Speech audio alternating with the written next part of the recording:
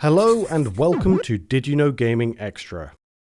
There's nothing quite like a competitive one-on-one bout against someone of similar skill, especially when you don't have to actually get battered and bruised in real life, which is probably why fighting games have become so popular. So what better way to spend your Easter than watching a trivia video about facts and Easter eggs from fighting games, instead of having an actual brawl with the boomer uncle that gets on your nerves. But before we jump into these games, we'd like to talk about AFK Arena, today's sponsor. AFK Arena is a unique idle RPG with beautiful fresco art. The game is easy to jump into and has a lot of depth for those that crave more in-depth strategy. And now is the perfect time to try it out, as the classic SNK character Ukyo Takibana is joining the game. Despite Ukyo's body being diseased, his quick-draw sword techniques and Iaijutsu skills are legendary. Ukyo comes from Samurai Showdown, a classic 2D fighting series born in the prime of arcades in 1993 and is still going strong. If you want to try out this exciting new character, Ukyo will be free for a 7-day trial in the game. AFK Arena makes you feel like a collector, with a wide range of intense and upgradable hero cards up for grabs. If you download AFK Arena using the bonus code HAPPYBDAY0409, you'll get 10 common hero scrolls, 5 birthday gift chests, and 500 diamonds. Thank you to AFK Arena for sponsoring this video and supporting Did You Know Gaming's content. The first fighting game we're talking about is somewhat controversial in this context, as many gamers don't consider it a fighting game at all, for some reason. Super Smash Bros. Ultimate has an abundance of Pokémon within it. Some are playable, some are in the background of stages, and some can be summoned from Pokeballs. Dragonite can be seen in the Kalos Pokemon League stage, but the Pokemon has a second unused model within the game's data. This model is located in the folder for Pokeball Pokemon, suggesting Dragonite was originally a summonable Pokemon too.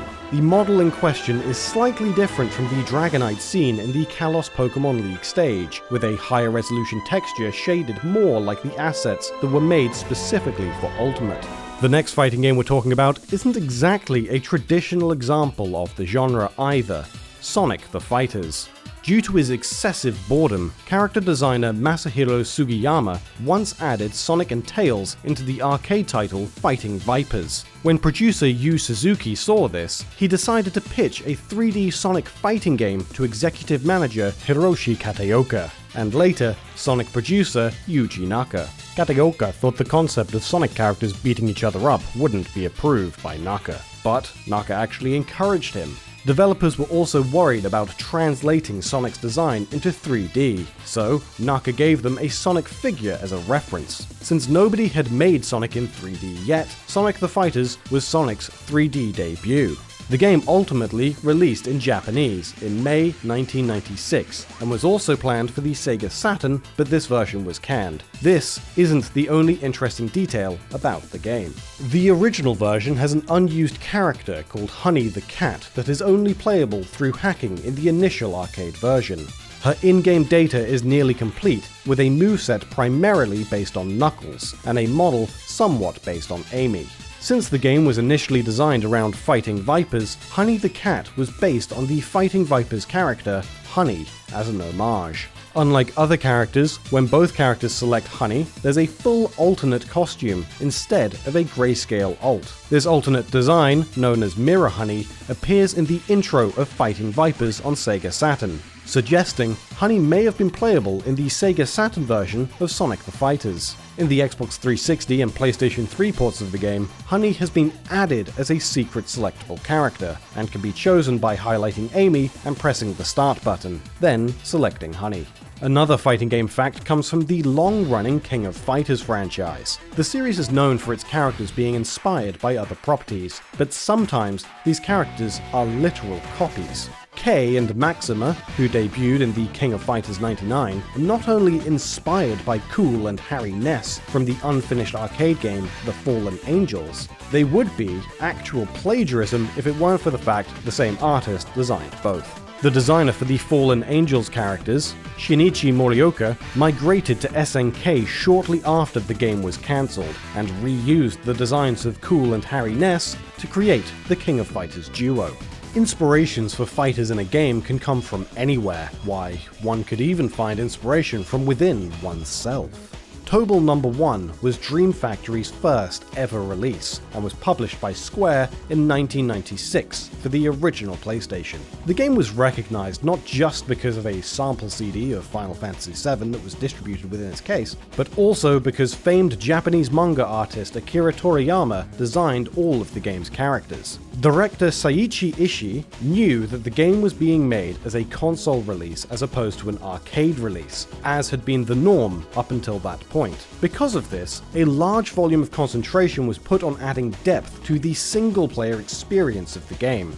This led to the creation of the game's Quest mode, a game mode that has the player navigate a large dungeon, bolstering stats with various items and fighting a wide array of different fighters, more than can be playable in a normal versus battle. This mode is considered to be rather tough, but as a reward for getting to the end of the 30-floor Udan dungeon, the player can unlock a small robot named Toriyama Robo, based on Akira Toriyama himself. Prior to Tobal, Toriyama Robo was often referred to as Toribot, and could be found in various works produced by Toriyama, such as the back panels of Dr. Slump comic books and the Dragon Ball manga. One of the most highly respected fighting titles to date, Marvel Vs Capcom 2, pit Capcom's lineup of video game heroes up against Marvel's supers. But within the title was an original character that stole not just a large quantity of booty, but also players' hearts.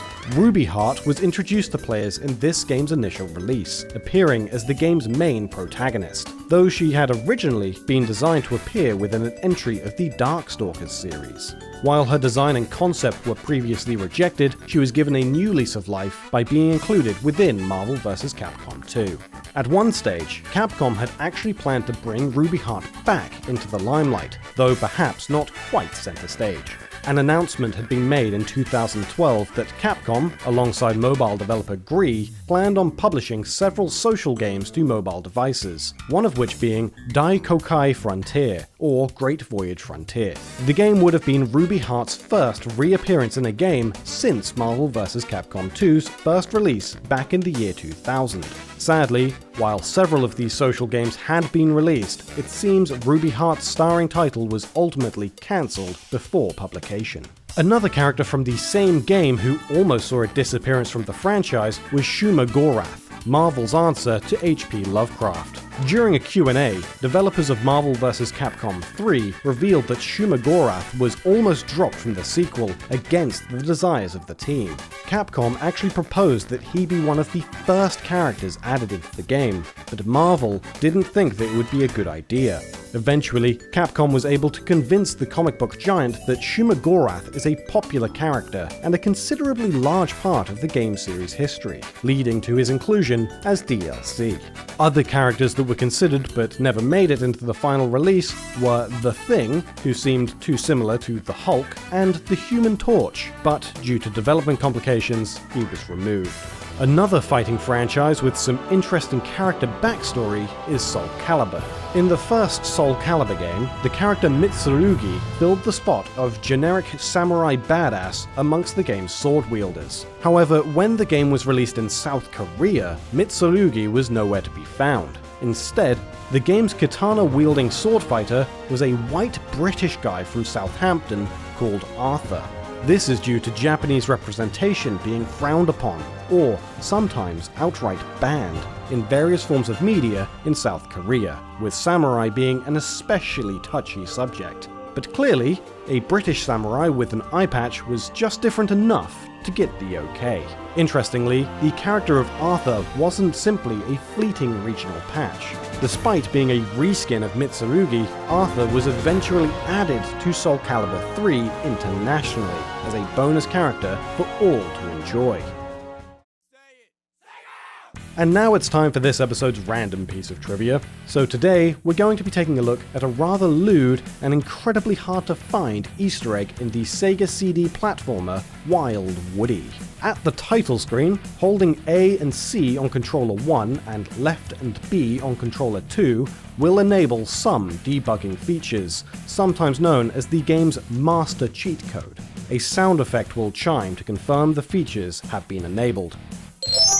The player must then go to Pirate World Act 2 and hold C to move Woody around freely with the D-pad. From here, the player has to grab the power-up in the upper left corner of the level at coordinates 004 by 005, then move to the far right edge of the stage and pick up a power-up buried in the rock to the right of the level exit at 446 by 054. The player must then pick up the health at 026 by 007, followed by the extra life at 433 by 014. Then get the mermaid sketch near the level's entrance at 033 by 005.